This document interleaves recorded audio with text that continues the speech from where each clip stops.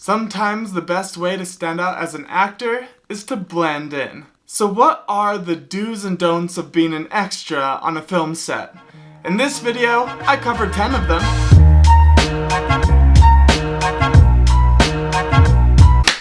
Oh man, I'm just happy to be here. This is the second video. I point that out because 2 is my lucky number, so yeah, that's kind of fun. Yeah, so before we get started, I just want to remind you to submit yourself to this month's giveaway. This month, we're giving away the book, An Actor Prepares, which is one of the classic books for actors. It's written by Stanislavski. Oh my goodness. Why can I not say that? Stanislavski.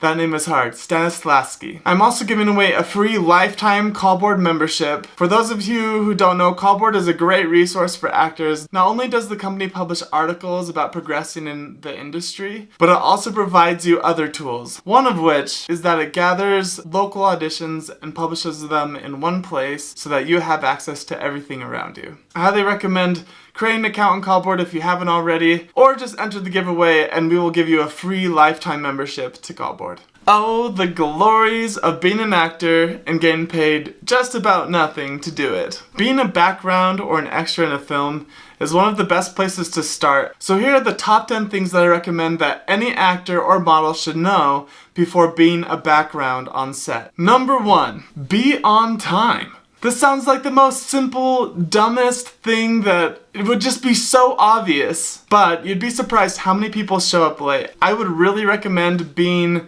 15, almost 20 minutes, half an hour early to set. This might seem like a lot of time to be early, but trust me, if you're late, you're so full of anxiety, it tenses you up as a performer and makes it so you're apologetic and you just don't feel like your best self. Number 1, just start off the filming day right by being on time. Number 2, don't leave set until you are actually done. You need to understand that most film sets are expecting you to be able to commit between 10 and 12 hours that day. That is a long time. That's longer than a typical full-time job. In fact, some of the casting directors that I have talked to have said that this is the number 1 question they get asked. What time are we gonna start and stop filming? Film crews are following a very tight schedule, but it's kind of notorious that they tend to run way over time. So they might tell you that it's going to be a full day and to plan for 10 hours, but in your mind, as an actor, you should think, okay, so that means it's going to take 12 hours. And then you're just pleasantly surprised when it ends sooner than you were expecting. If you leave early, they won't pay you. The best films to be on is when they only shoot for like 4 hours and they pay you for the whole 10 hours, but I think that's only happened to me a couple times. Number 3, and oh boy, is this a big one. Do not take photos. When you're on a film set, taking videos, pictures, recordings, or being on social media is a huge no-no. Think of it like this. Think that you are a contractor and you have been brought to a company and they have this company meeting where they talk about their designs, their projects, and then you record the whole thing and you take pictures of the people that are part of it and then you post it on social media for the rest of the world to see. Each film that you're on is a company that has creative value. Each company has a design team, a directing team, a filming crew, a lighting crew. Each of them are bringing creative value to this project. If you take pictures of the set, the crew, the directors, the actors, or even yourself and post them to social media, you're in essence stealing part of the creative value of this project and claiming it on your profile. There are several reasons that this is bad ethically, but from a business standpoint, this also really hurts the film, and they will not joke around when it comes to taking pictures or being on your phone when you're on set. There have been several times that I have been on set where background have taken pictures or even answered phone calls, and they have been kicked off without pay. It's just a huge dirty mess that you don't want to get into. Even if you see crew members on their phones as a background,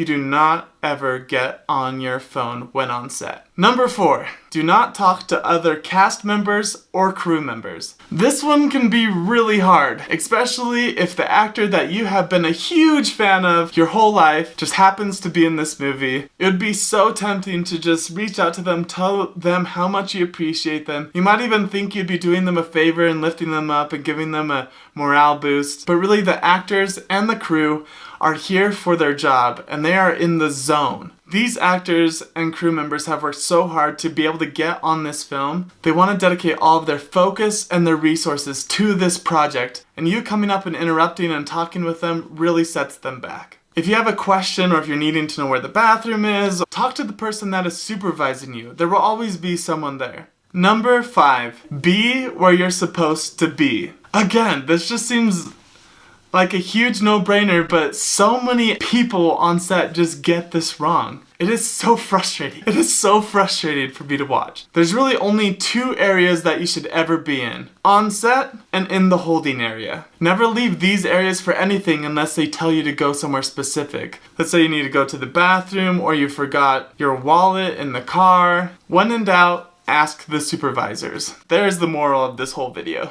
The 6th thing that you should do is be quiet. Film sets are highly controlled environments. The lighting is controlled, the acting is controlled, the script is controlled, the directing is controlled, the camera movements are controlled.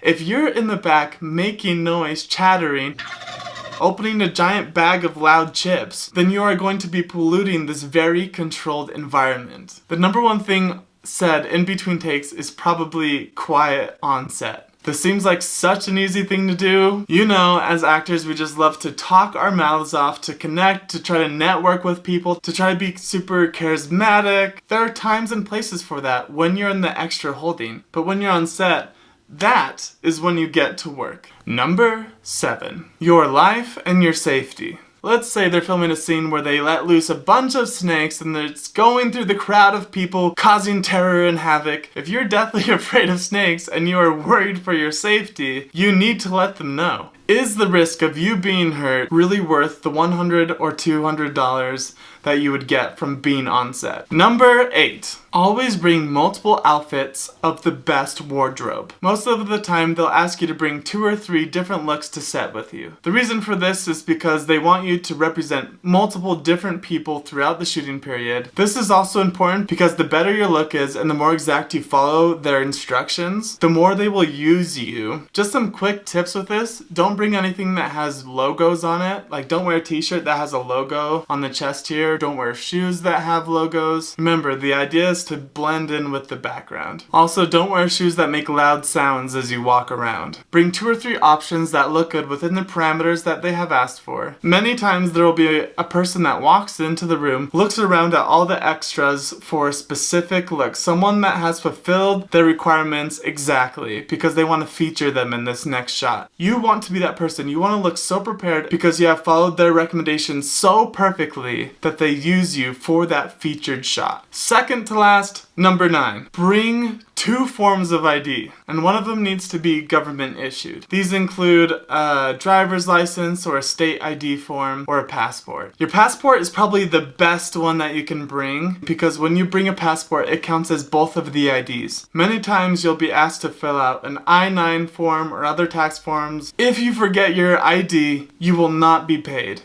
And number 10, the hardest of all the rules that I'm about to tell you today. The most difficult is don't overeat the craft services. If you get booked for background for a film and they will be filming for 10 to 12 hours, they will provide you food. Unless they're just straight up garbage, which has happened to me before. When they bring you to the table that has the craft services on it, don't go stuffing 10 packs of Oreos into your pockets. Be aware that lots of other actors and extras are gonna also want this food, and that it's costing the crew money to provide this food for you. Part of being a professional actor is not to overly take advantage of these services that they're providing you.